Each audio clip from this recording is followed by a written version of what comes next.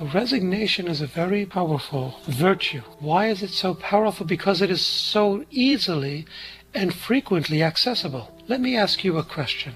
How often do you find yourself on a daily basis in a situation that you cannot control? Be it traffic, be it waiting online, be it a problem with your credit card or your communications with others or misunderstand. This is something that happens often every day. That is, difficulties that we cannot control. Every difficulty you cannot control is an occasion to exercise resignation. Now, does this mean we ought to embrace and agree with every difficulty that occurs with us? No, it does not mean that. The church teaches that there is such a thing called fraternal correction. Take an extreme example, Jesus in the marketplace. So if someone does something wrong to our neighbor, we don't simply say, okay, we agree with it, and we resign ourselves to let them continue abusing our neighbor. No. We accept what we cannot change without agreeing with it. Understand the distinction? We can accept things we cannot change without agreeing with them if they are evil.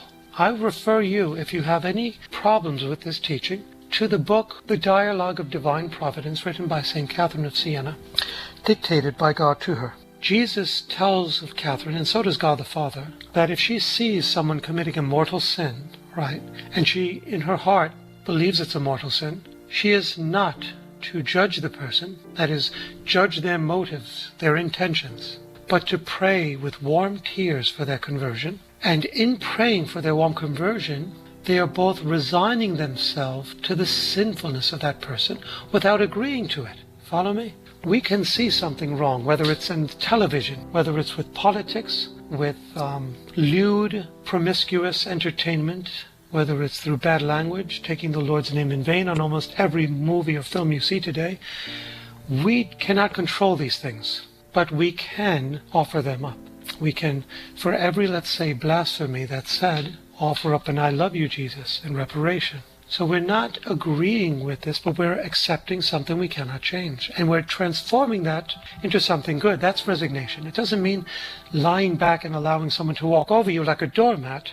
Because remember, nowhere in the scripture or in the catechism will you ever find it written that we are created to be a doormat. Nobody is. We are, on the contrary, created with dignity. And no human being can take that away.